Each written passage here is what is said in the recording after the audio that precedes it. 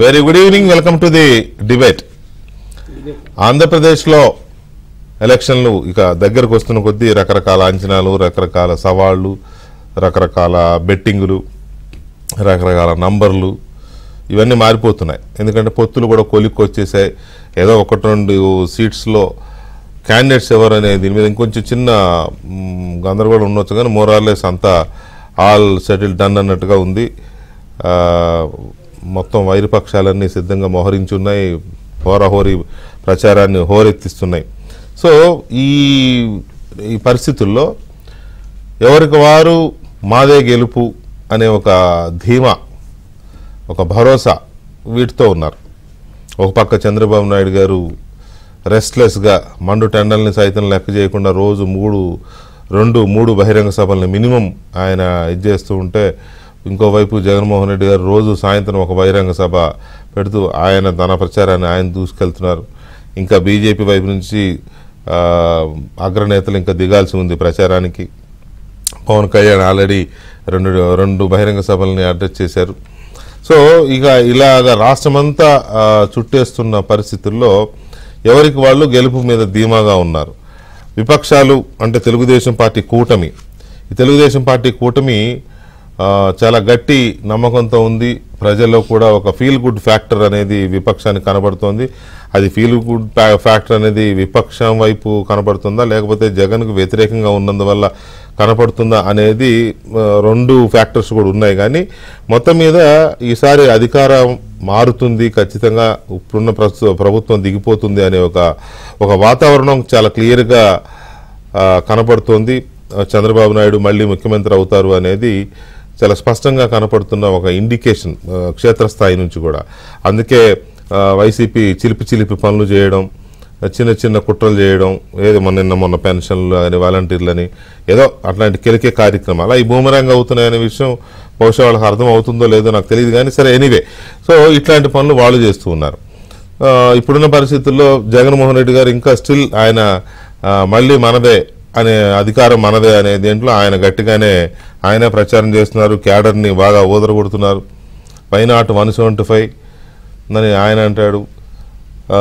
విజయసాయిరెడ్డి గారేమో 175 అంటాం కానీ 140 150 వస్తాయి అన్నట్టుగా ఆయన మాట్లాడుతున్నాడు ఈ మధ్య. సరే, సహజంగానే ఉంటాయిలేండి. అయితే అసలు గెలుస్తారా లేదా అనే దాని మీద కొంత చివరి వరకు మేకపోతు గాంభీర్యం అంటాం కదా, ఆ మేకపోతు గాంభీర్యాన్ని కూడా ప్రదర్శిస్తుంటాయి పార్టీలు, రాజకీయ పార్టీలు. ఎందుకంటే క్యాడర్లో ఆ జోష్ తగ్గకుండా ఉండడం కోసం కూడా ప్రదర్శిస్తూ ఉంటాయి. సో జగన్మోహన్ రెడ్డి గారికి ఉన్న ఆ ధీమా ఏంటి, ఎందువల్ల అలా చెప్తున్నాడు ఆయన? ఆ పిరికితనాన్ని కప్పిపుచ్చుకుంటూ జోష్ పెంచడం కోసం చెప్తున్నాడా, లేక నిజంగానే ఏమైనా కొన్ని ఫ్యాక్టర్స్ ఆయనకి కలిసి వస్తున్న ఫ్యాక్టర్స్ ఏమైనా ఉన్నాయా అనేది ఒకటి.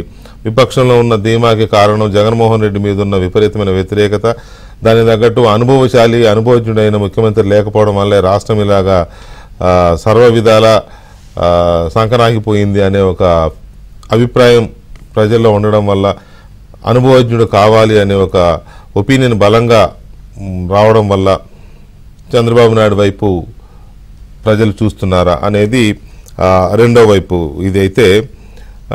మూడోది, అసలు జనం ఎవరి వెంట ఉన్నారు, ప్రజలు ఎవరి కోసం చూస్తున్నారు, ప్రజల వెంట ఎవరు తిరుగుతున్నారు? ఎంతసేపు గొడవలు, బెదిరింపులు, హత్యా రాజకీయాలు, ఒక పానిక్ సిచ్యువేషన్ క్రియేట్ చేయడం, శాడిస్టిక్ చర్యలు, సైకోయిజం, ఇటువంటివి కాకుండా నిజంగా ప్రజల కోసం ఆలోచిస్తూ, ప్రజల కోసం ప్రణాళికలు వేస్తూ, ప్రజల వెంట వెళుతున్న పార్టీలు కానీ, ప్రజల వెంట వెళుతున్న నాయకులు కానీ ఎవరు ఇప్పుడున్న మొత్తం ఆంధ్రప్రదేశ్లో ఉన్న వాతావరణంలో అనేది ఇంకొక కీలకమైన ఫ్యాక్టర్. సో వీటన్నిటిని మనం ఒక క్రోడీకరించి చూసినప్పుడు జనం వర్సెస్ జగన్ అన్నట్టుగా కనబడుతోంది ఆంధ్రప్రదేశ్లో ప్రస్తుతం. ఎందుకంటే పార్టీలు కూటమి గట్టాయి, కీలకమైన పార్టీలు తెలుగుదేశం, జనసేన, కేంద్రంలో అధికారంలో ఉన్న బీజేపీ. ఆంధ్రప్రదేశ్లో ఎంత స్టేక్ ఉందనేది పక్కన పెడితే కేంద్రంలో అధికారంలో ఉన్న అత్యంత బలవంతుడైన నరేంద్ర మోడీ గారు ప్రధానమంత్రిగా ఉన్న బీజేపీతో కూటమి కట్టిన పార్టీలు ఈ కూటమి కట్టాయి. సరే పోనీ మిగతా పార్టీలు ఉన్నాయి కదా అంటే కాంగ్రెస్, సిపిఎం, సిపిఐ లాంటి పార్టీలు ఉన్నాయి. కానీ సొంత చెల్లెలు అధ్యక్షురాలుగా ఉన్న కాంగ్రెస్ పార్టీ అన్నకు వ్యతిరేకంగా ఆమె ఇంకొక కూటమి కట్టి, ఒక రకంగా చెప్పాలంటే ఈ కూటమి కంటే ఎక్కువ ఆమె అటాకులు ఎక్కువైనాయి జగన్మోహన్ రెడ్డి గారి మీద. సో ఏ రకంగా చూసినా కూడా రెండు కూటములు ఏ రకంగా చూసినా కూడా జనం వెంట ఈ పార్టీలు ఉన్నాయి. ఇటు ఈ 3 పార్టీల కూటమి, అటు ఆ 3 పార్టీల కూటమి. ఓట్లు వాళ్ళకి ఎన్ని ఉన్నాయి, సీట్లు ఎన్ని వస్తాయి, నేను ఇప్పుడు ఆ జోలికి వెళ్ళడం లేదు. కానీ ఆ 3 పార్టీల కూటమి జనం వెంట ఉంది, ఈ 3 పార్టీల కూటమి జనం వెంట ఉంది. ఇక జగన్మోహన్ రెడ్డి ఒక్కడు ఇప్పుడు ప్రజల వ్యతిరేకిగా ఆయన తయారయ్యాడు. ఎందుకంటే నిజానికి కూడా ఈ 5 ఏళ్లలో చేసిన పని అదే కదా. కాబట్టి ఆ వ్యతిరేకత బాగా పీక్స్కి వెళ్ళిపోయింది. ఈ పరిస్థితుల్లో యాక్చువల్ పొజిషన్ ఇప్పటికిప్పుడు అన్నది కనుక ఆలోచిస్తే ఎలా ఉంది? ప్రధానమైన కూటమిగా ఉన్న టీడీపీ, జనసేన, బీజేపీ కూటమికి ఎన్ని సీట్లు వచ్చే అవకాశం ఉంది? అలాగే మిగతా కాంగ్రెస్, లెఫ్ట్ పార్టీల కూటమికి ఎన్ని వచ్చే ఉంది? ప్రస్తుతం అధికారంలో ఉన్న వైసీపీ పరిస్థితి ఎలాగ ఉంది? వీళ్ళు ఎలాంటి వ్యూహాలు రచిస్తున్నారు? ఎవరి నంబర్స్ ఎలా ఉన్నాయి? నంబర్ గేమ్ ఎలా ఉంది అనేది చాలా కీలకంగా చర్చ జరుగుతోంది. సో ముందు వీళ్ళ ధీమాలు, ఆ ధీమాకు ఉండడం గల కారణాలు, ఏ వర్గాలు ఎవరితో ఉన్నాయి, ఏ వర్గాలను చూసుకొని ఎవరు ధీమాగా కనబడుతున్నారు, జగన్మోహన్ రెడ్డి గట్టిగా అరుస్తున్న ప్రసంగాల వెనక మేకపోతే గాంభీర్యమేనా, లేకపోతే నిజంగానే ఏదన్నా కాస్త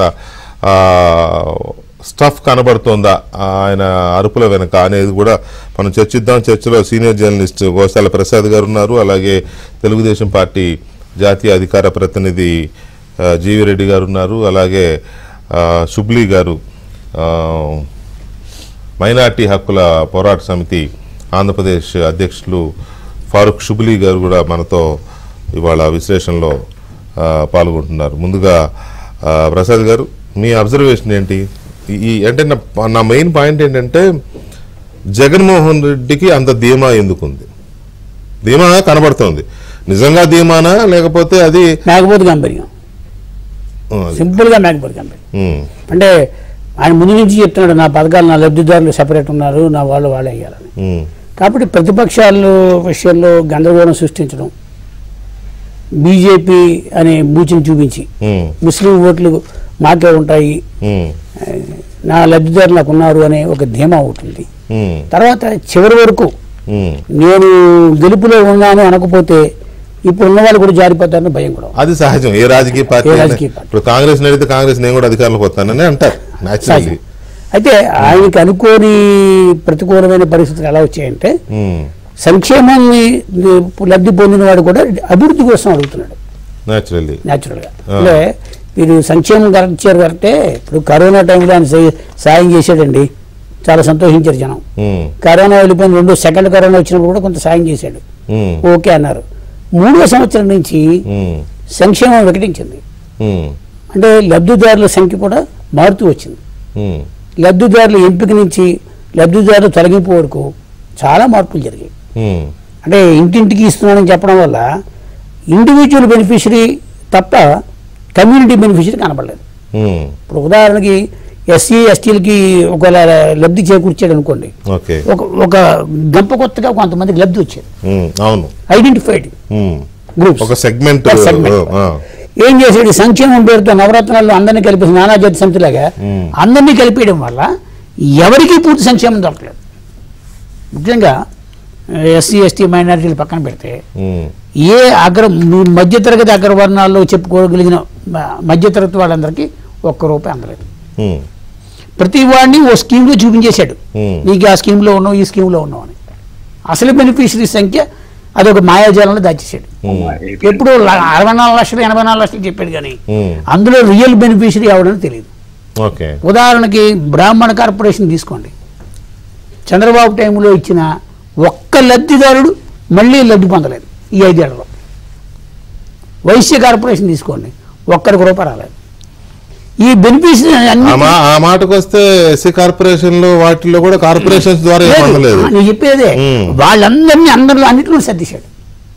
సపోజ్ ఒక సోషల్ వెల్ఫేర్ డిపార్ట్మెంట్కి వెళ్ళి ఒక స్కీమ్ గురించి అడిగితే మీరు బ్రాహ్మణ కార్పొరేషన్కి ఇవ్వాల్సిన డబ్బులు ఇందులో ఇచ్చాం కదా సార్ అంట. సోషల్ వెల్ఫేర్ దగ్గరికి వెళ్తే మీకు అన్ని నవరత్నంలో వచ్చింది కదండి, అమ్మఒడిలో వచ్చింది కదండి అంట. అంటే మాయాజాలం చేసి ముఖ్యంగా ట్రెడిషనల్గా 30-40 ఏళ్ళ నుంచి వస్తున్న బెనిఫిట్లు ఎస్సీ ఎస్టీ మైనారిటీ కమ్యూనిటీలు తొక్కేశాడు. ఆ నాయకులకి కొద్ది మందికి కల్పించాడు, వసతి కల్పించాడు ఏదో రూపంలో. అది పదవి ఇచ్చాడో ఏమి ఇచ్చాడో వాళ్ళు ఎవరూ మాట్లాడలేదు. ఇప్పుడు ఆ లబ్ధిదారులు 3.5 సంవత్సరాల తర్వాత రిలీజ్ అయ్యారు. మనం ఏం నష్టపోతున్నాము, ఇతను ఇచ్చింది ఎవరికి, పుచ్చింది ఎవరికి, మధ్యలో ఎవరికి వెళ్ళిపోయింది అని. ఇప్పుడు నిజంగా రేపు అధికారంలోకి వచ్చే కొత్త ప్రభుత్వం కనుకను ఈ మొత్తం సంక్షేమం 64 లక్షల కోట్లు ఎక్కడికి వెళ్ళిందని 64 లక్షల మందికి చెప్పి చూస్తే నాకు తెలిసి ఒక 50% బోగస్ ఉంటుంది. మధ్యలో కొంతకాలం వీళ్ళు హైదరాబాద్ వెళ్ళిపోయారని కొంతమంది తీశాడు పెన్షన్లు, ఆ ఊళ్ళో ఉండటం తీశాడు. అందుకని నేను చంద్రబాబు నాయుడు కూడా మాట చెప్పాడు, మేము పెన్షన్లు ఇచ్చేటప్పుడు వరుసగా వాళ్ళు ఊళ్ళో చివరి వాడికి చేరే వరకు మేము ఇస్తాం, 2 రోజులు ఇచ్చి 3 రోజులు ఇచ్చి మానేయమని చెప్పాడు. అంటే నిన్నటి వరకు నువ్వు 2-3 రోజులు ఇవ్వకుండా ఒక రోజు ఇచ్చి 2వ రోజు వాళ్ళు లేడని మానేసిన సందర్భాలు చాలా ఉన్నాయి. ఈ డేటాబేస్ని వెరిఫై చేస్తే అసలు బెనిఫిషరీ బయటపడతాడు. ఇప్పుడు నాకు ఇవాళ కూడా ఒక అధికారి ఏం చెప్పాడంటే, సార్ నిన్న జరిగిన పెన్షన్ల భాగవతం రేపు మే నెలలో కనుక 10వ తారీఖు వరకు వాడు సాగదీసి, గుర్తుపెట్టుకోండి ఈ నెలలో జరిగింది గొడవే, రేపు మే నెలలో సాగదీసి 1వ తారీఖు నుంచి 10వ తారీఖు వరకు ఇచ్చాడా, మే 13 ఎన్నికలు ఉన్నాయి, 10వ తారీఖు వరకు సాగదీస్తే ఇవో నేను ఉన్నాను కాబట్టి ఇచ్చాను, ఇదే చంద్రబాబు వస్తే మీకు పెన్షన్లు అన్నాను ఒక కొత్త క్యాంపెయిన్ చేస్తాడు. దానికి నిన్న పునాది వేశారు. నిన్న తెలుగుదేశం పార్టీ తడబాటు కూడా అదే కారణం. 3 రోజులు వాళ్ళు వివరించుకోవాల్సి వస్తుంది. అంటే ఏ సంక్షేమంలో లబ్ధి పొందాడో ఆ లబ్ధి పొందడం వాడు ఇప్పుడు రిలీజ్ అవుతున్నాడు. ఇప్పుడు నాకు ఒక పెన్షన్ వచ్చింది, కానీ నా కొడుకులకి నా మనవలకి ఆ ఫలితం దక్కట్లేదు, వీళ్ళు చదువుకున్న ఉద్యోగాలు లేవు అనే ఒక ఇది పెరిగిపోయింది బాగా. నిరుద్యోగుల యొక్క ఎఫెక్ట్ ఈ లబ్ధి పొందిన వాళ్ళ సంఖ్యతో కంపేర్ చేస్తే చాలా తక్కువ. ఉపాధి అవకాశాలు లేక వలసలు వచ్చిన వాళ్ళు ఉన్నారు. ఇంకొకసారి జగన్మోహన్ రెడ్డికి అధికారం ఇస్తే ఆంధ్రప్రదేశ్ వదిలేసి వెళ్ళిపోవాలనే కామన్ ఒక అభిప్రాయం ఉంది. అది ఎక్కడుంది? మధ్యతరగతిలో వాళ్ళు ఉంది, రియల్ ఎస్టేట్లో ఉంది. ఇప్పుడు ఆల్రెడీ రియల్ ఎస్టేట్ వచ్చేసారు. మళ్ళీ ఇప్పుడు ఈ మధ్య నాకు తెలిసి ఒక 10 రోజుల నుంచి అమరావతి కేంద్రంగా ఉండే మంగళూరు హైవే మీద కన్స్ట్రక్షన్ యాక్టివిటీ స్టార్ట్ అయింది. ఎందుకు స్టార్ట్ అయింది? గవర్నమెంట్ మారుతుందన్న ఒక ఆలోచన జనంలో వస్తుంది. మళ్ళీ మనం ఒక ఆశ వచ్చేసింది, ఆల్మోస్ట్ మీరు ఎవరినైనా పంపించుకోవడం మెరిగిపోతుంది. హైవే మీద కన్స్ట్రక్షన్స్ ఎలా పెరిగాయి చూసుకుంటున్నాయి. అంటే దాన్ని బట్టి ఒక ప్రజల్లో ఈ ప్రభుత్వాన్ని సాగనంపాలి, సంక్షేమం ఒకటే కాదు మనకి అభివృద్ధి అనేది లేదు అని గ్రహించారు. ఆ అభివృద్ధి రావాలంటే చంద్రబాబు రావాలని ఒక ప్రామాణికంగా పెట్టుకున్నారు. రైట్. శుభ్లీ గారు good evening. Very good evening అన్న. నమస్తే. నమస్తే అండి. శుభ్లీ గారు, జగన్మోహన్ రెడ్డి గారి ఆ ప్రసంగాలు లేకపోతే ఆ పార్టీ నాయకులు వాళ్ళు చేస్తున్న కార్యక్రమాలంటే మంచిగా ఉండవులే, అన్ని ఇట్లాంటివి ఉంటాయి. సో ఇవన్నీ చూస్తూ ఉంటే వాళ్ళది పైకి చెప్తున్నట్టుగా వైనాట్ 175 లేదా మళ్ళీ మనమే, అదంతా ఒక రకమైన క్లారిటీతో చెప్తారు అనుకోవచ్చా? భయంతో అలా చెప్తూ లోపల కంగారు పడుతున్నారు అనుకోవచ్చా? ఇందాక అందరికి నమస్కారం అండి, ప్యానెల్లో ఉన్న సభ్యులకి అదేవిధంగా ప్రేక్షకులకి అందరికి కూడా నమస్కారం అండి. సార్ ఇక్కడ ఒకటి ఇందాక సింపుల్ గా 1 వర్డ్ ఆన్సర్ ఇచ్చేశారు, మేకపోతు గాంభీర్యం అని చెప్పేసి. కానీ ప్రస్తుతానికి వైఎస్ఆర్సీపీ పనిలో ఉంది సార్. అదేంటిది వైఎస్ఆర్సీపీలో పని ఉండడం ఏంటి అని చెప్పేసి మీరు బహుశా ఆశ్చర్యపోతున్నారేమో. వై అంటే ఎక్కడ, ఎస్ అంటే శవం దొరికిన, ఆర్ అంటే రాజకీయం, సి అంటే చేసే, పి అంటే పార్టీ. ఎక్కడ శవం దొరికినా రాజకీయం చేసే పార్టీ వైఎస్ఆర్సీపీ ఆ పనిలో ఉంది ప్రస్తుతానికి. సవాల్ ఎత్తికే పనిలో ఉంది. ఎవరు ఎక్కడ పోయినా గానీ వీళ్ళ ఖాతాలో వేసేసుకుంటారు. ఇక స్వరాజకీయం అనేది మొదలు పెట్టేస్తున్నారు. అంటే ఎంత దారుణానికి దిగజారుతున్నారు అనేది దీంతోనే అర్థమైపోతుంది చాలా స్పష్టంగా సార్. వారి యొక్క ఏదైతే కాన్ఫిడెన్స్ లెవెల్స్ ఉన్నాయో ఆ confidence levels YS Jaganmohan Reddy గారి యొక్క ముఖం చూసితే చాలా స్పష్టంగా అర్థమవుతుంది. ఆయన యొక్క ముఖ కవళికలు చాలా స్పష్టంగా ఏంటంటే ఏదైతే మేము ఓడిపోబోతున్నాము అన్న సింబాలిక్ గా ఆయన ఫేస్ పై అది రాసేస్తుంది. అది చెప్పడంలో ఏమాత్రం కూడాను మనం డౌట్ పడాల్సిన అవసరం లేదు. కానీ ఇక్కడ దానికన్నా ఎక్కువ ఏంటంటే మీరు చేస్తున్నటువంటి యాక్టివిటీస్ మీరు గమనిస్తే కనుక ఎప్పుడైతే కనుక మన చేతికి ఏది కూడాను అందదు అని చెప్పేసి వస్తుందో, అది మగధీర సినిమాలో ఒక డైలాగ్ ఉంది, నాకు అందరినిది ఇంకెవరికి అందకూడదు అని చెప్పేసి, నాకు దక్కని ఇంకెవరు దక్కకూడదు. అంటే నాకు దక్కకపోతే ఇంకెవరికి కూడాను దక్కకపోదు, నేను మొత్తం గజిబిజి గందరగోళం ఎలా పడితే అలాగా అంటే ఒక డిస్టర్బ్ చేసి వదిలేయాలి అన్న రీతిలో ఈ రోజు పొలిటికల్ సిస్టమ్ ని వైఎస్ఆర్సీపీ రాష్ట్రంలోకి తీసుకెళ్తుంది. మీరు స్పష్టంగా గమనిస్తే గనక ఏదైతే మీరు మొన్నటి వరకు దళితులు, ఇందాక ఆల్రెడీ మాట్లాడారు, దళితుల యొక్క 27 పథకాలను, 1 కాదు 2 కాదు 3 కాదు 27 పథకాలను తీసేసినటువంటి ఘనత వైఎస్ఆర్ కాంగ్రెస్ పార్టీ ప్రభుత్వంది. అదే విధంగా మైనార్టీలకి సంబంధించినటువంటి 10 అతి ముఖ్యమైనటువంటి పథకాలు, ఆ పథకాలన్నింటినీ కూడాను తీసివేసి ఈ రోజున మొన్నటి వరకునేమో ఒక కుల రాజకీయాన్ని తెరపైకి తీసుకొచ్చారు. ఆ కుల రాజకీయం ఏమిటంటే ఎక్కడ జనసేనతో పాటు పొత్తు కుదిరిపోతుందో, లేకపోతే జనసేనని ఏదో రకంగా మనం ఒక దీంట్లో జాల్లోకి తీసుకొచ్చేయాలి, ట్రాప్ చేసేయాలి వీళ్ళని అని చెప్పేసి చాలా కుల రాజకీయాన్ని నెక్స్ట్ లెవెల్ కి తీసుకెళ్లారు. మీకు ఇన్ని సీట్లేనా, లేకపోతే మీ నాయకుడు ఇంతేనా అన్నట్టుగా ఒక బాగా ఇచ్చేసారు అనమాట. కానీ అది ఎప్పుడైతే అది వర్కౌట్ కాకుండా పాపం పవన్ కళ్యాణ్ గారు చాలా స్టెబాన్ గా ఆయన నుంచొని నో ఇదంతా మనకి ట్రాప్ చేయడానికి అని చెప్పేసి పాపం ఆయన చాలా గట్టిగా నుంచున్నారు. దాని తర్వాత ఇప్పుడు ఏం చేశారంటే ఎప్పుడైతే బీజేపీ కలిసిన తర్వాత ఇంకా మీకు తెలియదే ఉంది, బీజేపీ రాజకీయం ఈ గడ్డం టోపీ బుర్కా వెనకాలే ఉంటుంది కదా, అది మనం సపరేట్ గా చెప్పుకోవాల్సిన అవసరం అయితే లేదు. కానీ మొనాళ్ళకి బాగా అప్పడంగా దొరికిపోయింది ఆ అంశము, ఇంకా పడిపోయారు. ఇంకా బీజేపీ వచ్చేస్తే చంద్రబాబు నాయుడు గారు ఇక్కడేమో మమ్మల్ని మసీదుల్లో అసా ఇవ్వడానికి అవకాశం ఉండదు, దాని తర్వాత మనకేమో తినడానికి తిండి పైన చంద్రబాబు నాయుడు గారు ఇది తీసుకొచ్చేస్తారు, ఆంక్షలు తీసుకొచ్చేస్తారు, మిమ్మల్ని అది చేసేస్తారు, మిమ్మల్ని ఇది చేసేస్తారు అని చెప్పేసి అసలు ఒక రేంజ్ లో ముస్లిం మైనార్టీలని భయభ్రాంతులకు గురి చేసే ప్రయత్నం. ఇదంతా ఒక ఎత్తు అయితే కనుక సిఏఏ ఏదైతే సిటిజన్ అమెండ్మెంట్ యాక్ట్ రీసెంట్ గా ఏదైతే పోలరైజ్డ్ పాలిటిక్స్ కోసం కేంద్ర ప్రభుత్వం దానికి నోటిఫికేషన్ రిలీజ్ చేసిందో, దానికి ఇప్పుడు మన వైఎస్ఆర్సీపీ వాళ్ళు చూసారా, ఇంకా తెలుగుదేశం పార్టీ రాగానే ఇంకా ఈ సిఐఏ అనేది అమలు చేసేసి తీసుకెళ్లి మీ అందరినీ కూడా డిటెన్షన్ క్యాంప్ లో వేస్తారు అని చెప్పేసి వాట్సాప్ లో మెసేజ్లు సర్క్యులేట్ చేస్తారు. కాదండి, మేము దానికి వ్యతిరేకం, ఆ బిల్లును వ్యతిరేకిస్తామని చెప్పి జగన్మోహన్ రెడ్డి గారిని ఒక పబ్లిక్ గా స్టేట్మెంట్ ఇవ్వమని చెప్పండి, బహిరంగ సభలో చెప్పానండి. మద్దతు ఇచ్చాడు కదా ఆల్రెడీ. అదే మరి ఎందుకు సార్ అంతవరకు ఆల్రెడీ మద్దతు ఇచ్చేసి ఉన్నాడు కదా, ఓటేసి ఉన్నాడు కదా ఆల్రెడీ. అసలు సిఏఏ అమలు కావటానికి ప్రధాన కారణం వైఎస్ జగన్మోహన్ రెడ్డి గారు, ప్రధాన కారణం వైఎస్ఆర్సీపీ. అసలు మీరు మద్దతు ఇవ్వకపోతే 22 మంది ఎంపీలు, 11 మంది రాజ్యసభ ఎంపీలు మీరు మద్దతు ఇవ్వకపోతే అసలు అది పాస్ అయ్యేదే కాదు. మళ్ళా ఇప్పుడు మీరు ఎవరిని ఫూల్ చేద్దాం అనుకుంటున్నారు మీరు?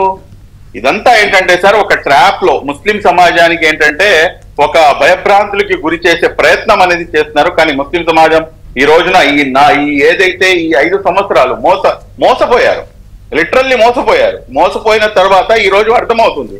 ఎస్, నారా చంద్రబాబు నాయుడు గారు కలిసి ఉన్నారు. ఎప్పుడు 2014 నుంచి తీసుకొని 2018 వరకు. మొన్న ఒక బ్యూటిఫుల్ స్టేట్మెంట్ ఇచ్చారు పెద్ద ఆయన, అదేంటంటే నేను ఉన్నంత వరకు మీకు ఎక్కడా కూడాను ఎటువంటి ఇబ్బంది రాకుండా చూసుకునే బాధ్యత నాది అని చెప్పేసి. Already he has been proved. 2014 నుంచి 2018 వరకు బీజేపీతోనే ఉన్నారు. 4% రిజర్వేషన్ తీసేస్తారు అని చెప్పేసి, 4% రిజర్వేషన్ అవసరం లేదు అని చెప్పేసి ఆ ఒక వీడియో ట్యాంపరింగ్ చేసి ఆ వీడియోని సర్క్యులేట్ చేశారు. యాక్చువల్ గా చంద్రబాబు నాయుడు గారు దాని గురించి ఏం మాట్లాడలా. 2014 నుంచి 2018 వరకు బీజేపీతో పాటు కలిసి ఉండే ఇదే 4% రిజర్వేషన్ కాపాడటానికి నారా చంద్రబాబు నాయుడు గారు పనిచేశారు. 2016 ఏప్రిల్ 7వ తారీఖున భారీ బహిరంగ సభ విజయవాడ గాంధీజీ మున్సిపల్ హై స్కూల్లో ఏర్పాటు చేసి ఆయన చేసినటువంటి ఆ కార్యక్రమానికి ముస్లిం సమాజం మీకు థ్యాంక్స్ అని చెప్పేసి ఒక పెద్ద భారీ బహిరంగ సభ ఏర్పాటు చేసింది. అంటే ఏదో అదే కాదు మీరు ఎన్డీఏ ప్రభుత్వం అంటే 2014 నుంచి 2018 వరకు బీజేపీతో కలిసి ఉండగానే కదా రంజాన్ తోఫా ఇచ్చారు. ఈయన వచ్చినాక ఎత్తేసాడు కదా. ఎత్తడంగా సార్, అసలు మీకు ఇంకా చాలా గమ్మత్తైన అంశం ఏంటంటే, అసలు ఇది తీసి పక్కన పెట్టండి, ఏ రాష్ట్రంలో కూడాను లేదు సార్. అందరికన్నా ఫస్ట్ 2015లో ఎన్డీఏతో పాటు కలిసి ఉండి మీరు స్పష్టంగా ఏదైతే ఇమాం మరియు మౌద్దన్లకు గౌరవ వేతనాలను దేశంలోనే మొట్టమొదటిసారి ఎన్డీఏతో కలిసి ఉండి కూడాను ఇక్కడికి తీసుకొచ్చారు. ఎందుకు తీసుకొచ్చారు? బీజేపీతో కలుస్తున్నారు అంటే బీజేపీతో కలుస్తుంది రాష్ట్ర ప్రయోజనాల కోసం, రాష్ట్రం సర్వతోముఖాభివృద్ధికి వైపుకి తీసుకెళ్లడం కోసం.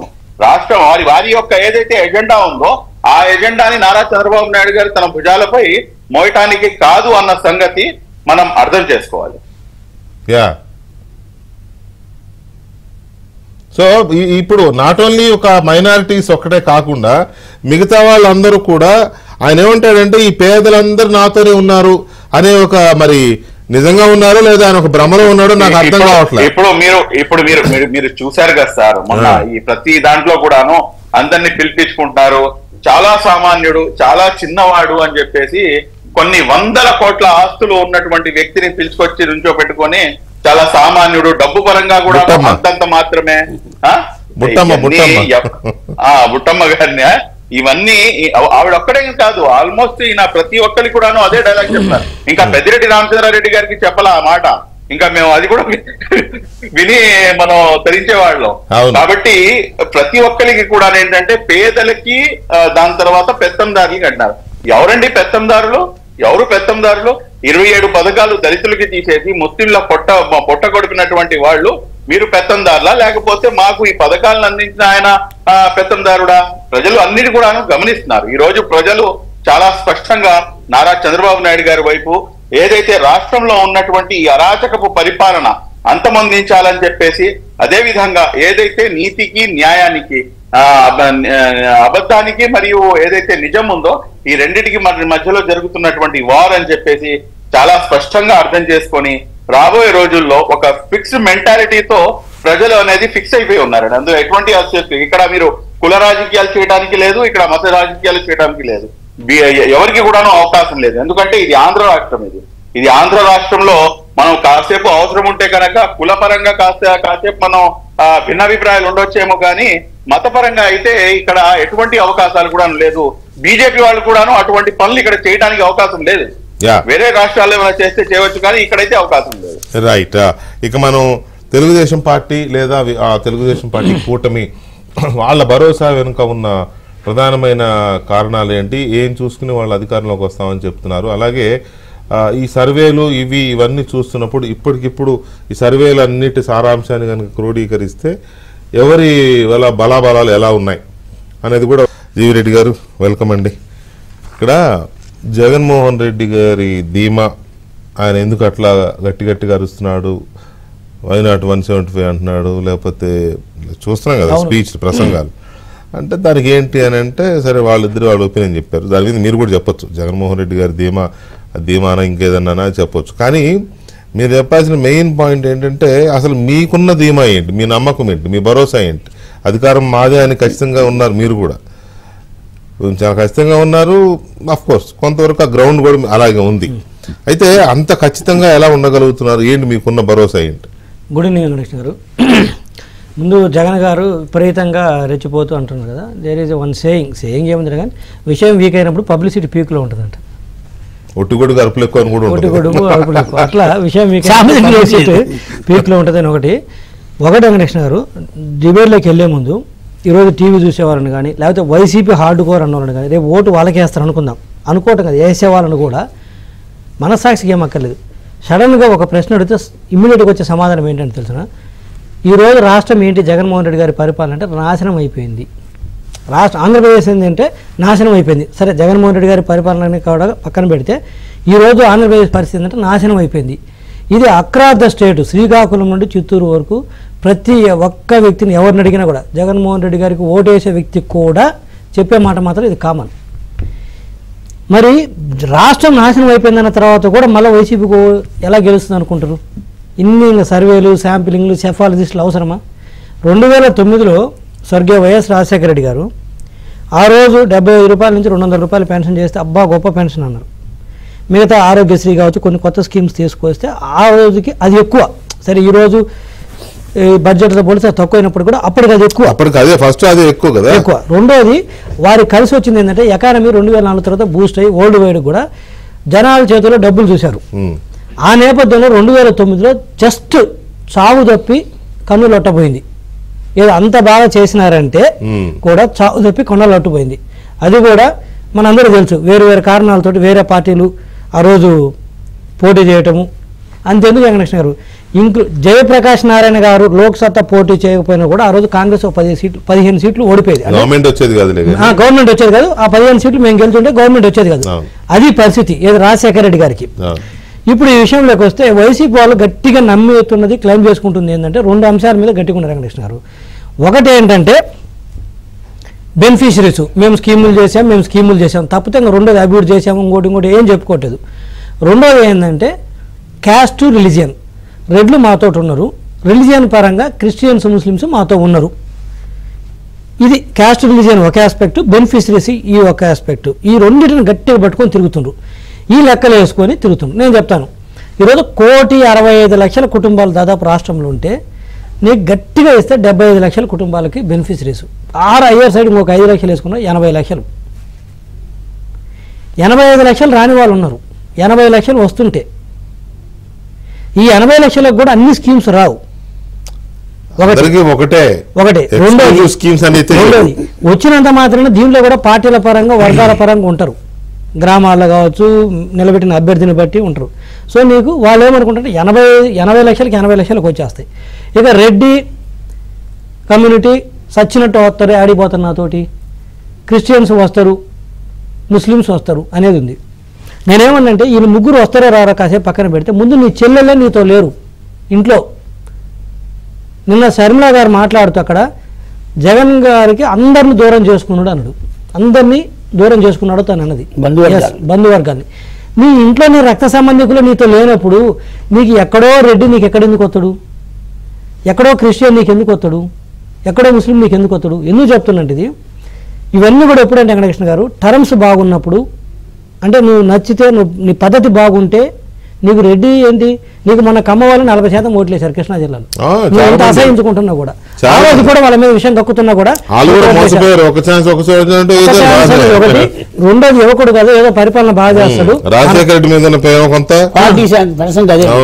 మరి వేసారు కదా. మరి అంటే ఒకసారి నచ్చితే పద్ధతిగా ఉంటారనుకుంటే వేస్తారు, పద్ధతి తప్పితే ఈరోజు రెడ్డి సామాజిక నేను చెప్తున్నాను 70% దూరం అయ్యారు.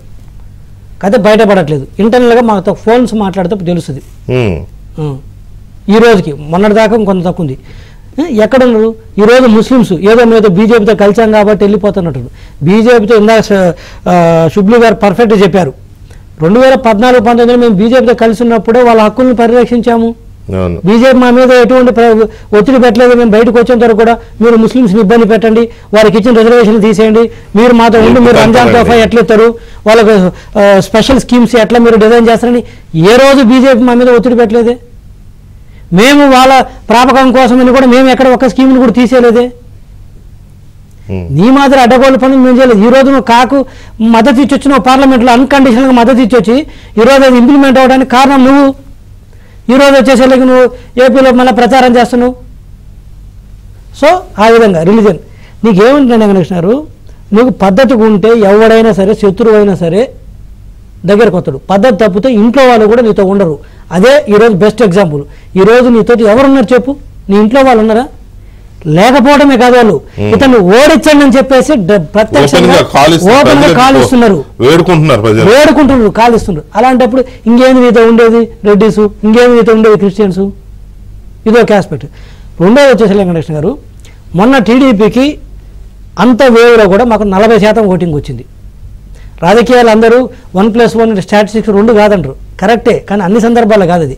అది ప్రభుత్వంలో ఉన్న వాళ్ళకి అది కాదు, కానీ ప్రతిపక్షాలు ఉన్న వాళ్ళకి ఆ నెంబర్స్ ఎప్పుడు మాకు వర్కౌట్ అవుతుంది. ఎందుకంటే 2019లో అంత వేవ్లో కూడా మాకు 40% ఓటింగ్ వచ్చింది.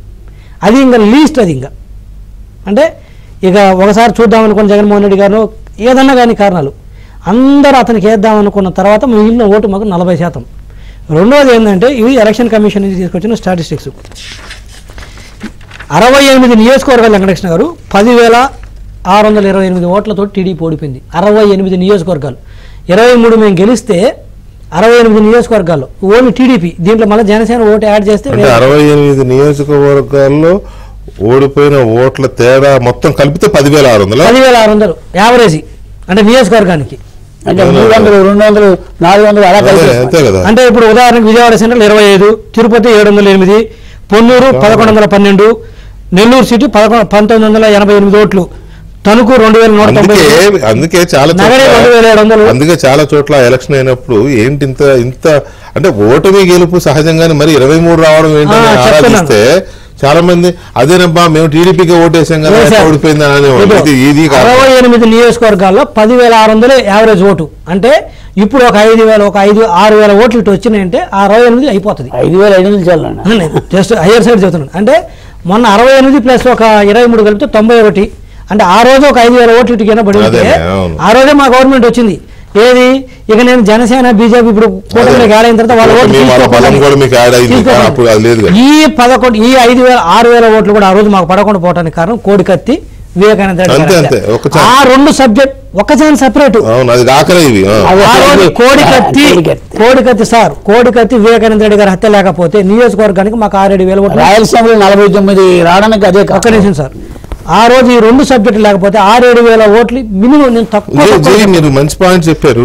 91 మేము గెలిచి ఉండాలి. 68లో రాయలసీమ ఎక్కువనే, మిగతా ప్రాంతాలు మొత్తం అన్ని ప్రాంతాలు ఈక్వల్ గా ఉన్నాయి. రాయలసీమ అని అట్లనే కాదు. ఇప్పుడు రాయదుర్గం ఉంది, అట్లా కాకినాడ సిటీ, కావలి ఉంది, కందుకూరు ఉంది, పిఠాపురం, పెనుగొండ, బాపట్ల, ఇటు మొత్తం రాష్ట్రం మొత్తం ఉన్నాయి యావరేజ్. అంటే ఆ రోజు ఈ రెండు డ్రామాలు చేయకపోతే ఎందుకు చేశారు తెలుసా వివేకానంద రెడ్డి గారి హత్య? చాలా మందికి ఇప్పటికి క్లూ అందట్లేదు అంటారు. క్లూ అందకపోవడం ఏంది? నెంబర్ చూస్తుంది కదా, కేవలం సింపతి కోసము వారిని చంపి మా మీదేసి ఆ రోజు కోడికత్తి కూడా కాదు. వివేకానంద రెడ్డి గారి హత్య లేకపోయినా కూడా నియోజకవర్గానికి 6,000 మాకు వచ్చినా కూడా ఆ రోజు మేము గవర్నమెంట్ 91 సీట్లతో ఫామ్ చేసేవాళ్ళం. కేవలం వివేకానంద రెడ్డి గారి హత్య. దీనికి ఉదాహరణగానే శ్రీమతి సునీతా రెడ్డి గారు అదే చెప్తున్నారు. మా నాన్నను చంపి వాళ్ళు ఎన్నికల పరంగా వాడుకొని గెలిచారని చెప్పడానికి కారణం ఇదే. ఈ నెంబర్స్ స్పీక్స్, ఈ ఎండ్ నెంబర్స్ స్పీక్, వెంకటేష్ గారు పేపర్ విల్ స్పీక్. ఇదైతే అబద్ధం కాదు. ఎవరైనా ఎలక్షన్ కమిషన్ సైట్లో ఉంది తీసుకోవచ్చు. 25 ఓట్ల నుంచి తీసుకుంటే లీస్టు ఇట్లా 10,628 యావరేజ్ కాడికి ఓడిపోయింది. ఏంది ఇంకా మాట్లాడేది? వీళ్ళు మాట్లాడేది ఎందుకు చేశారంటే వివేకానంద రెడ్డి గారు అది ఇందుకే. లేకపోతే పోయేవాళ్ళు అప్పుడే. ఈయనేదో పెద్ద చేస్తారని కాదు, అప్పుడే అయిపోయింది. నెక్స్ట్ డే నేను చెప్తున్నాను, ఎలక్షన్స్ అయిపోగానే వారి మీద సానుభూతితోటో లేకపోతే వివేకానంద రెడ్డి గారి హత్యతో వేసిన వాళ్ళు 1 or 2 months డిశ్చార్జ్ అయిపోయారు. ఏది సింపతితో వేసిన ఓట్లు. ఇక ఆ తర్వాత ఈయన పరిపాలన చూసి పారిపోయిన వాళ్ళు ఇంకా ఎక్కువ ఉండరు. వీటన్నిటికీ మించి ఏంటంటే వెంకటేష్ గారు, ఇది ఒక ఆస్పెక్ట్. అయితే మొన్న అవునన్నా కాదనే రెడ్డి కమ్యూనిటీలో అమెరికా నుంచి దేశంలో వివిధ రాష్ట్రాల సెటిల్ అయిన వాళ్ళు, ప్రపంచంలో వివిధ దేశాలు ఉన్నారు, ఎక్కడెక్కడ ఉన్న వాళ్ళందరూ స్వచ్ఛందంగా వచ్చారు. రావడం అట్లా ఇట్లా రావట్లేదు, డబ్బులు తీసుకొని వచ్చి ఖర్చు పెట్టి నెల రోజులు కూర్చొని పనిచేస్తే ఇదిగో ఈయన ముఖ్యమూలికి బయటకు వచ్చిండు, సానుభూతి అన్నిటితోటి బయటకు వచ్చాడు. ఈ రోజు వాళ్ళు ఎవరైతే ఆ రోజు డబ్బులు తీసుకొని వచ్చి నెల రోజులు టైం స్పెండ్ చేశారో నేను చెప్తున్నాను, ఒక్కలేడు వచ్చేవాడు. ఈరోజు ఒక్కలేడు.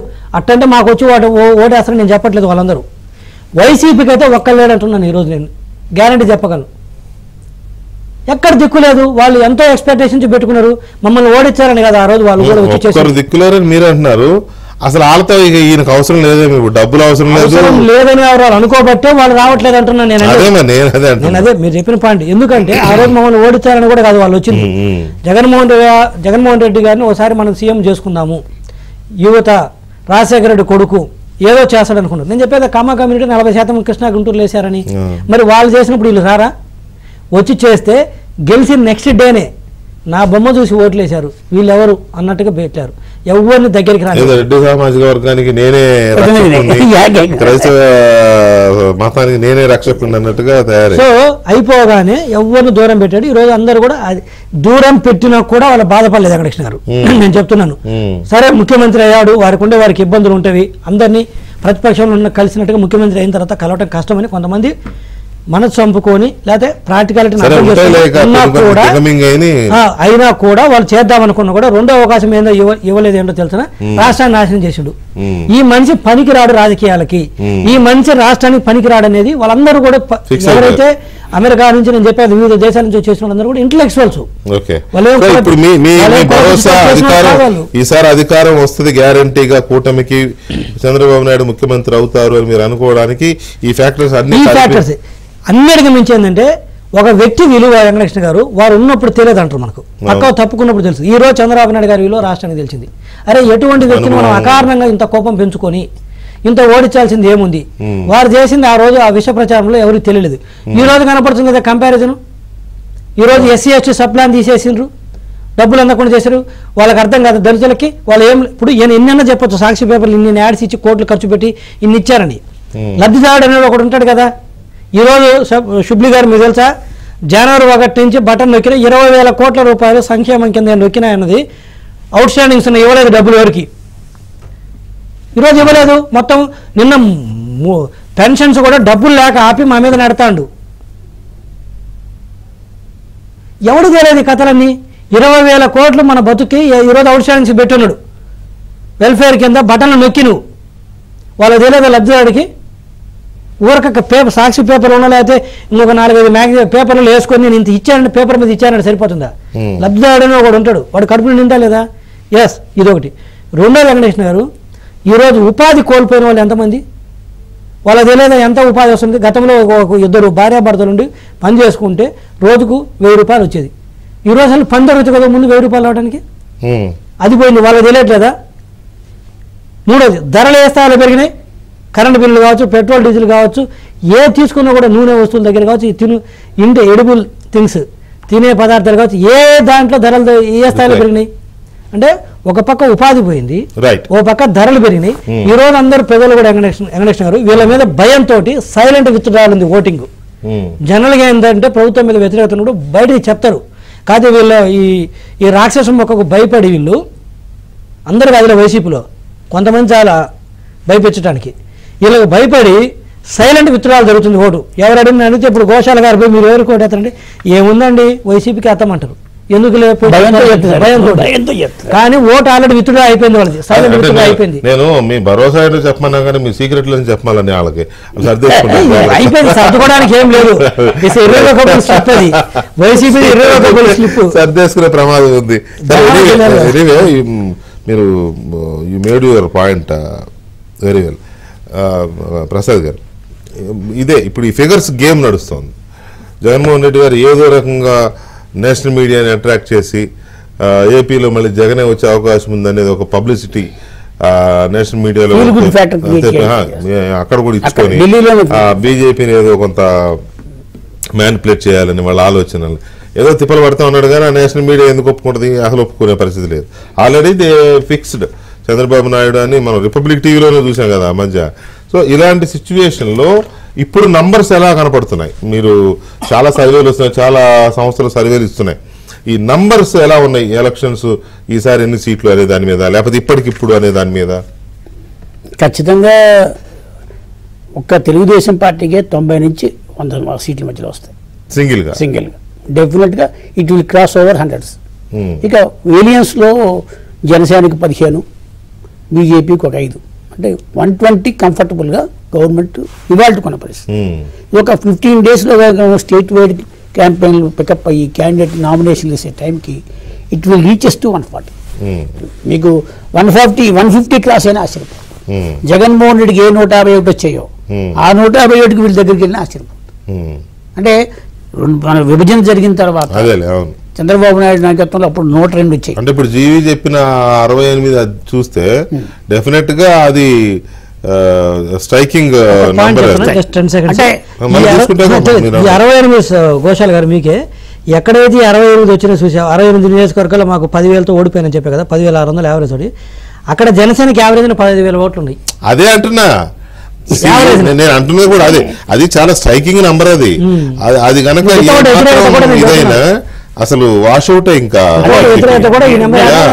నేను అబ్జర్వ్ చేసిన ప్రకారం ఈస్ట్ గోదావరి, వెస్ట్ గోదావరిలో 80% స్ట్రైకింగ్ రేట్ ఉంటుంది. మీకు స్మాష్. అక్కడ ఉత్తరాంధ్రలో ఉంది. ఉత్తరాంధ్రలో 70% వరకు ఉంది.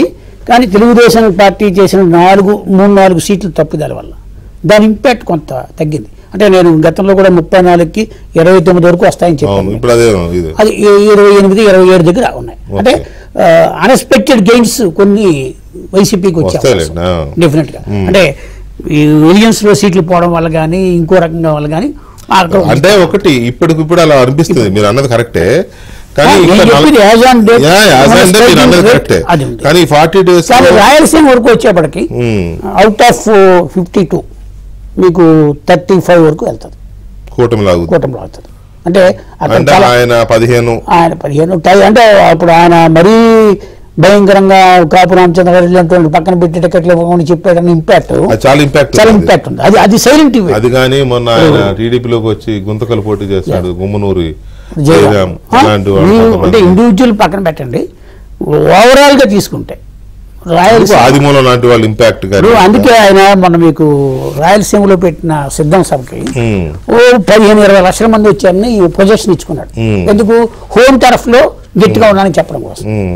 అంటే మీకు ఇదే స్ట్రైకింగ్ రేట్ కనుక ఇలాగ 70-80లో కనుక వెళ్తే డెఫినెట్ గా వైసీపీ స్మాష్. అంటే చంద్రబాబు గారికి వచ్చిన 23 సీట్లు గెలుకొచ్చినా ఆశ్చర్యపోతుంది. 23 ఇప్పుడు నిన్న మొన్న జరుగుతున్న ఈ వాలంటీర్ల గొడవ కొంతమంది ఇవేమీ నీకు ఇంపాక్ట్ ఉండదు. ఎందుకంటే ఇవి కేవలం టెక్నికల్ ఇష్యూస్ లో వచ్చాయి. ఇంపాక్ట్ ఉండదా అసలు? లేకపోతే వైసీపీకి బూమరాంగ్ అయింది? వైసీపీకి బూమరాంగ్ అయిందంటే వాళ్ళు ఆల్రెడీ డివీట్ అయిపోయారు. మీకు ఎవరు కూడా జగన్మోహన్ రెడ్డి మాకు డబ్బులు ఇచ్చేట్టుగా ఓటేస్తావు అనే ఇండివిజువల్ బాండ్ ఏం లేదు. అది కమ్యూనిటీ పరంగా, అంటే కమ్యూనిటీ అంటే విలేజెస్ లో అది స్ప్రెడ్ అయిపోయింది. ఎందుకంటే బాగా మీరు గమనిస్తే, అంటే నేను ఇప్పుడు కూడా చెప్పా మీకు 64-74 లక్షల మందికి ఇచ్చానంటే మీరు రేపు పొద్దున్న ర్యాండమ్ సర్వే చేస్తే అందులో 20% ఉండరు.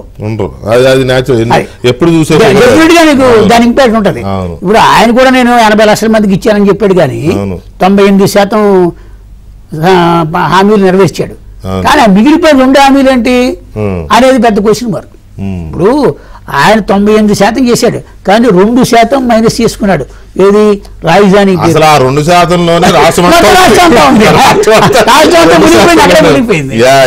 రైట్. శుభ్లీ గారు, ఇది మిమ్మల్ని అడిగితే ఇప్పుడు యాజ్ ఆన్ టుడే ఈ సర్వేలు ప్రజాభిప్రాయాలు అంటే మీలాంటి వాళ్ళకున్న కాస్త దాన్ని ఏమంటారు కనెక్షన్స్ కానీ ప్రజలతో ఉన్న ఇది కానీ ఇవన్నీ చూస్తూ ఉంటే ఇప్పటికిప్పుడు వైసీపీకి ఎన్ని సీట్లు వస్తాయనుకుంటున్నారు, కూటమికి ఎన్ని సీట్లు వస్తాయనుకుంటున్నారు? అసలు ఇప్పుడు ఉన్న పరిస్థితిలో చూసుకుంటే సార్ చాలా స్పష్టంగా ఏంటంటే ప్రజల యొక్క మైండ్ సెట్ చాలా స్పష్టతతో ఉన్నారు ప్రజలు. జస్ట్ ఒక్కసారి ఎన్నికలు వస్తే కనుక we have to get out of all these things. ఏదైతే ఈ అరాచకం ఉందో ఈ అరాచకం నుంచి బయటికి రావాలి. ఎందుకంటే మొన్నటి దాకా కోడ్ రాకముందంత వరకు రాకముందు వరకు ఒక రకంగా ఉంది. కోడ్ వచ్చిన తర్వాత ప్రజల యొక్క బిహేవియర్ లో డ్రాస్టిక్ చేంజ్ వచ్చింది. ఆ చేంజ్ వచ్చిన తర్వాత కూడాను కొన్ని అంశాలు దీంట్లో మీరు గమనించాల్సి ఉంది. అంటే ఇక్కడ మోదీ గారు ఇక్కడికి వచ్చి మాట్లాడటం, దాని తర్వాత RRR గారి అంశం ఇంతవరకు ఒక విధంగా వెళ్ళింది. బట్ ఆల్ ఆఫ్ సడన్ గా just 2 days back, I think 2 days నిన్నే అనుకుంటాను, 2 days బ్యాక్ ఏదైతే ఈ IPS IAS వీళ్ళందరి యొక్క బదిలీ జరిగిందో అక్కడ నుంచి మొత్తం కంప్లీట్ గా పిక్చర్ ఏంటంటే సార్ 1-sided గా ఉంది. ఈ రోజున కనుక ఎన్నికలు జరిగితే ఇందాక చెప్పినట్టుగా ఏదైతే టీడీపీకి వచ్చినాయి కూడాను అవి కూడాను వైసీపీకి ఉన్నాయి, అన్ని టోటల్ గా 1 side అయిపోయినా వై నాట్ 175 అనేది ఇప్పుడు బాబు గారు చెప్పాలేమో, అంటే కూటమి చెప్పాలేమో వై నాట్ 175 అన్న విధంగా ప్రెసెంట్ అయితే సిచ్యువేషన్ కనపడుతుంది. ఎందుకంటే ఏదైతే ఈ రాజకీయ కోణంలో కానివ్వండి లేదంటే సామాజిక కోణంలో కానివ్వండి చాలా స్పష్టత అనేది క్లారిటీ మెయింటైన్ చేస్తున్నారు ప్రజలు. ఇప్పుడు 2 అంశాలు సార్, 2 పెద్ద తలకాయలు ఉన్నాయి. ఈ 2 పెద్ద తలకాయలు కనుక స్థానచలనం కనుక జరిగితే ఇంకా వార్ 1 side. ఇంకా పెద్ద నేను దానికంటే ఎక్కువ మాట్లాడుతూ బాగుండదేమో. ఎందుకు బాగుండదు? నెక్స్ట్ టాపిక్ కూడా అదే. You can continue. ఆ స్థానచలనం కనుక జరిగింది అనుకోండి సార్, డెఫినెట్లీ మార్వలెస్ అన్నమాట. ఇంకా వన్ సైడ్ గా ఉంటుంది. ఇప్పుడు ఉన్న సిచ్యువేషన్ లో మీరు చూస్తే కనుక ఏదైతే మన ఆర్గనైజేషన్ తరఫు నుంచి ఒక రిపోర్ట్ కార్డ్ అనేది వేయిస్తామండి. ప్రతి సంవత్సరం కూడా ఇలాగ వేసుకుంటూ వెళ్ళాం. ఇప్పుడు 5 సంవత్సరాలు అయింది. 5 సంవత్సరాలకి మేము ఒక మంచి పేరు పెట్టాం అన్నమాట, తిరస్కార పత్రం. మేము ఎందుకు తిరస్కరిస్తున్నాము? తిరస్కార పత్రం జగ్గుభాయ్ రిపోర్ట్ కార్డ్ అని చెప్పేసి దీనికి పేరు ఇవ్వడం జరిగింది. నామకరణం చేసి జగ్గుభాయ్ రిపోర్ట్ కార్డ్ తిరస్కార పత్రం అని చెప్పేసి చాలా స్పష్టంగా దీన్ని తీసుకెళ్తే ఇప్పటికి దీన్ని నేను 3 సార్లు ప్రింట్ చేయించాను సార్. ఫస్ట్ టైం లక్ష కాపీలు వేయించాను, రెండోసారి 50,000 కాపీలు వేయించాను, ఇప్పుడు మూడోసారి ఏంటంటే ఇంకా మళ్ళా డిమాండ్ వస్తే నిన్ననే మళ్ళా ఆర్డర్ చెప్పాను ఇంకో 50,000. 2 సార్లు వేసిన కలిపి 150,000 వేయించాలేమో. అది ఇప్పుడు దీంట్లో మనం పెట్టింది ఏంటంటే సార్, దీంట్లో ఏం చేయలేదండి. నేను ఎక్కడ అబద్ధం మాట్లాడలేదు, ఎక్కడ తప్పు మాట్లాడలేదు. నేను కేవలం ఏంటంటే అసలు గత ప్రభుత్వ హయాంలో అంటే నాడు నేడు అంటున్నారు కదా మన గౌరవ ముఖ్యమంత్రి వర్యులు, మళ్ళా మేము కూడా నాడు నేడు కంపేర్ చేసాం అనమాట. నాడు 2014 నుంచి 2018 వరకు ఒక సగం, ఎందుకంటే అది బీజేపీతో కలిసి ఉన్నారు, అక్కడి వరకు నేను కంపేర్ చేయాలి. ఎందుకంటే ఇవాళ మీరు కలుస్తున్నారు అని చెప్తున్నారు కదా. దాని తర్వాత మళ్ళీ 18 నుంచి 19 అంటే ఈ మొత్తం 5 సంవత్సరాలు, ఈ 5 సంవత్సరాలతో కంపేర్ చేస్తే వెంకటకృష్ణ గారు ముస్లిం అన్నవాడు వైఎస్ఆర్ కాంగ్రెస్ పార్టీకి అసలు దాని వెనక తిరిగి కూడా చూడడు. అంటే ముస్లింలకు చేసినటువంటి ద్రోహం, ముస్లింలకు చేసినట్టు సంక్షేమాన్ని పూర్తిగా సంక్షేమంలో నెట్టేసి, అదే విధంగా అరాచకాలైతే దానికి అసలు హద్దుపొద్దు లేదు. మీకు చిన్న 2 ఎగ్జాంపుల్స్ చెప్తానండి, టైం లేదనుకుంటా, బట్ వెరీ ఇంపార్టెంట్ ఇష్యూస్ అన్నమాట. జస్ట్ అంటే మీరు ఒకసారి గమనిస్తే కనుక 5 ఏళ్ల టీడీపీ పాలనలో ఏదైతే వక్ఫ్ ఆస్తుల యొక్క మరమ్మతుల కోసము, దాని తర్వాత షాదీఖానాల నిర్మాణం కోసము 35,94,00,000 రూపాయలు ఖర్చు పెట్టిందండి టీడీపీ 5 సంవత్సరాల కాలంలో. ఈ 5 ఏళ్ల వైసీపీ పాలనలో 87,82,000 రూపాయలు వైసీపీ ప్రభుత్వం ఖర్చు పెట్టింది. ఇది నాకు నోటుకు వచ్చినట్టు చెప్తున్నటువంటి లెక్క కాదు, ఇది ఆర్టీఐ ద్వారా ప్రభుత్వం దగ్గర నుంచి తీసుకున్నటువంటి సమాచారం నేను ముందు చూపెడుతున్నాను సార్. ఇది నంబర్ 1. నంబర్ 2, 5 ఏళ్ల టీడీపీ పాలనలో రంజాన్ పండుగ కోసం, ఇప్పుడు రంజాన్ పండుగ జరుగుతుంది కదండి, మాట్లాడితే నేను ఏదో పొడి చేస్తాను, నా మైనార్టీలు, నా ఎస్టీలు ఏంటి నా అని చెప్పి సగనాగిచ్చేసారు ఇక్కడ ఈ మా అన్ని సమాజాలకు కూడా. 5 ఏళ్ల టీడీపీ పాలనలో రంజాన్ పండుగ కోసం 20,25,00,000 రూపాయలు ఖర్చు పెట్టింది టీడీపీ ప్రభుత్వం సార్. చాలా స్పష్టంగా ఆర్టీఐ రిపోర్ట్ తెలియజేస్తుంది. 20,25,00,000 రూపాయలు ఖర్చు పెడితే 5 ఏళ్ల వైసీపీ పాలనలో రంజాన్ పండుగ కొరకు 1,60,00,000 రూపాయలు అతి కష్టం మీద ఖర్చు పెట్టారండి. ఇది జస్ట్ ఒక సింపుల్ ఎగ్జాంపుల్స్ అనమాట. ఇలాంటి మొత్తం ఒక బుక్ 8 పేజీలతో కలిపి ఒక బుక్కే ఇస్తే జనాలు మొహం మీద వేలు పెట్టుకుంటున్నారు. అంటే ఇంత దారుణంగా అనమాట. ఈ రోజు అందరూ ఒకదాని తర్వాత ఒకళ్ళు అందరూ బయటకు వస్తారు. అంటే వీరి యొక్క అభద్రతా భావం ముస్లిం సమాజంలో ఏ విధంగా ఉంది వైఎస్ఆర్ కాంగ్రెస్ పార్టీది అనేది బీజేపీని బూచిగా చూపించి ముస్లింలను భయపెట్టే ప్రయత్నం చాలా స్పష్టంగా చేస్తున్నారు. బీజేపీ వస్తే అది చేసేది, బీజేపీ వస్తే ఇది చేసేది. ఏంటి చేసేది? దేశమంతా లేదు, ఈయనకే వచ్చిందా భయం? ఒక్క నిమిషం శుభ్లీ గారు, ఒక్క నిమిషం. మీ పార్టీ వైపు నుంచి, కూటమి వైపు నుంచి మీకు ఎన్ని సీట్లు వస్తాయనేది మీ ఇంటర్నల్ సర్వేస్ కావచ్చు, బయట ఎక్స్టర్నల్ సర్వేస్ కావచ్చు, మరోవైపు ప్రభుత్వం చేయించుకుంటున్న సర్వేలు, వాళ్ళకు వస్తున్న ఇంటెలిజెన్స్ రిపోర్ట్స్, ఇవన్నీ ఉంటాయి కదా, రకరకాలు ఉంటాయి. సో జగన్మోహన్ రెడ్డి గారి ప్రభుత్వానికి మళ్ళీ ఎలాంటి తీర్పు వచ్చే అవకాశం ఉంది ప్రజల నుంచి? అంటే ఎన్ని సీట్లు వచ్చే అవకాశం ఉంది? కూటమికి ఎన్ని సీట్లు వచ్చే అవకాశం ఉంది? ఒకటి యాజ్ ఆన్ టుడే అయినా రేపు తర్వాత ఏంటంటే ఒకటి గెస్ వెంకటకృష్ణ గారు. ఎందుకంటే కొంచెం నేను ఐ బిలీవ్ అండ్ బేసికల్గా ఐ గో విత్ నెంబర్స్. ఎందుకంటే కొంచెం అటు ఇటుగా తేడా రావచ్చు కానీ నెంబర్స్ నేను నమ్ముతాను, గట్టిగా నమ్ముతాను. 140 కంఫర్ట్గా వస్తుంది వెంకటకృష్ణ గారు. 120 టీడీపీ, కూటమికి ఒక 20. కూటమికి ఇన్ ద సెన్స్ బీజేపీ జనసేనకు అవుట్ ఆఫ్ 31లో ఒక 20, మాకు వచ్చేసరికి టీడీపీ సెల్ఫ్ ఒక 120. అంటే మొత్తం ఎన్డీఏ కూటమికి అయితే 140 కంఫర్ట్గా. అది ఈరోజు రేపు సరే వాళ్ళు సెఫాలజిస్ట్ కాబట్టి వాళ్ళ లెక్క వాళ్ళది, నేను కాదని. నాయనైతే I will go with numbers and average. ఇందాక నేను చెప్పా కదా, ఈ ఈటల్లో ఈ 68లో జనసేనకు యావరేజ్ 15,000, బీజేపీకి తీసుకున్న కూడా యావరేజ్ ఒక 1,000-1,200 ఓట్లు. మొన్న ఓట్లు తీసుకున్నా, మొన్న ఓట్లు కూడా యాక్చువల్గా ఏమైందంటే బీజేపీకి ఓటు ఉంటే అది మేము వ్యతిరేకించాం కాబట్టి మాకే లేదు, బీజేపీ గెలవదు అని చెప్పేసి వైసీపీకి వేశారు ఆ ఓట్లు కూడా. బీజేపీ ఓటింగ్ పోయినసారి 19 చెప్పారు వైసీపీకి ఏమని అది చెప్పారు, మా మీద కోపంతో కొంత వాళ్ళు గెలవరని కూడా ఎందుకు వేసిన మురిగిపోద్ది ఓటు అని చెప్పేసి కూడా ఆ ఓటంతా కూడా మన బ్యాక్ వచ్చేసింది. అది ఇప్పుడు అది కూటమికి పడుతుంది. సో లీస్ట్ అన్న కూడా వెంకటకృష్ణ గారు కానీ అక్కడక్కడ ఇప్పుడు ఇందాక ప్రసాద్ గారు అన్న దాంట్లో జరిగినాయి అదే కూటమి అన్న తర్వాత పొత్తులు అన్న తర్వాత చిన్న చిన్న సర్దుబాట్లు ఉంటాయి. ఆ సర్దుబాట్లలో అలకపానుపులు కినుకలు ఇటువంటివి ఉంటాయిలేండి. ఇవి సెట్ అవుతున్నాయా? ఎందుకంటే ఓటు ట్రాన్స్ఫర్ అవ్వాలంటే కొంచెం ఇవి గారు వాస్తవం చెప్పాలంటే ఈరోజు ప్రజలు డిసైడ్ అయిన వెంకటకృష్ణ గారు. మొన్న మీరు నమ్మరు, నా క్లాస్మేట్ తిరువురులో ఒక అబ్బాయి అన్నాడు, మన కొలగపూడి వెంకటేశ్వర, మన Kolagapudi Srinivasarao is most famous. మిగతా ఎందుకంటే రెగ్యులర్ ఎమ్మెల్యే అంటుండు. నేను ఫోన్ చేశా, ఏరా లాస్ట్ టైం వైసీపీకి వేసాడు అది మా ఫ్రెండ్ ఇద్దరికి, ఈసారి టీడీపీ మామ అన్నాడు. ఏం మీ అభ్యర్థి ఎవరా నాకు తెలియదు అన్నాడు. అదేంటి ఆయన తెలియపోవడం? అప్పుడు 15 days అయింది నేను వచ్చి. తర్వాత నేను చెప్పాను కొలగపూడి శ్రీనివాసరావు గారు నా ఫ్రెండ్, క్లోజ్ ఫ్రెండ్ వచ్చాడు, నాకు తెలియదు రా అన్నాడు. ఓపెన్గా చెప్పాడు. అంటే ఆయన చెప్పేది డే టు డే పాలిటిక్స్ లో కానీ అసలు ఏమాత్రం మూడు ఆఫ్ ది స్టేట్ డిబేట్లు కూడా చూడటం అనమాట. ఏం నిన్ను కూడా చూడ అయితే నేనేదో ఫ్రెండ్ కాదు అప్పుడప్పుడు వాట్సాప్ నేను కూడా తెలియదు అనమాట. అయితే అంతే కదా. కొలగపూడి శ్రీనివాస్ గారు తెలియదు, మీరేం తెలుస్తారు? అదేనండి నా దగ్గర ఇంకా నయం, నేనే తెలియదు మీరేం తెలుస్తారు. నేను ఒకసారి అంటారు కదా వెనకొచ్చిన ఆయన ఉద్యమకారులే కానీ మనం కంపేర్ చేసుకోవద్దు. కానీ ఎందుకనే కృష్ణ గారు అంటే అది బెస్ట్ లెట్మెంట్ టెస్ట్ అంటాను. అంటే వచ్చిన అభ్యర్థి ఎవరా అతను ఏంటంటే మూడోది స్టేట్ బట్టి వెళ్ళిపోయాడు. అతని పేరు చెప్పలేను ఎందుకంటే మళ్ళీ అతనికి వ్యాపారాలు ఉన్నాయి కాబట్టి వెళ్ళిపోయి వారి మీద పడతాడు. మూడోది స్టేట్ ఎలా ఉందంటే అది బెస్ట్ ఎగ్జాంపుల్ వెంకటకృష్ణ గారు.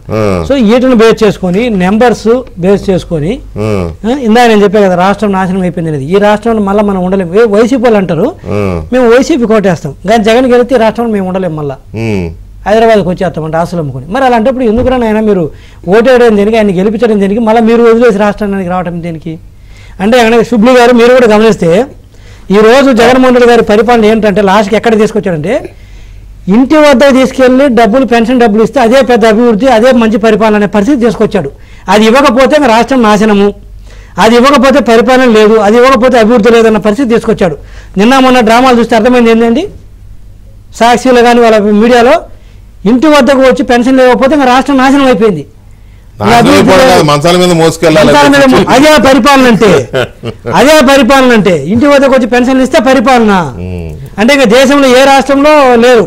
అదేదో ఇక్కడే పెన్షనర్స్ పోయి డబ్బులు తీసుకుంటూ చనిపోతున్నారు, మిగతా ఏ రాష్ట్రంలో చనిపోవట్లేదు. మరి దేశంలో ఎండలు లేవు, ఒక రాష్ట్రంలో వరద ప్రజలు చనిపోతారు. ఇందాక మీరు చెప్పారు చూసా వైఎస్ఆర్సీపీ అంటే అబ్రివేషన్, అది కరెక్ట్. ఏ టైంలో మొదలు పెట్టారే కానీ వీళ్ళు శవ రాజకీయాలతో మొదలుపెట్టి ఇప్పుడు కూడా సుబ్లి గారు నాకు ఒక డౌట్ ఉంది, వాళ్ళకి ఎక్కువ శవాలు దొరికితే మాత్రం గెలుస్తారు, ఎక్కువ శవాలు దొరికితే గెలుస్తారు, అదర్వైజ్ అయితే ఇంకా మిగతా స్కోప్ లేదు. గెలుపుల కోసం ప్రజలు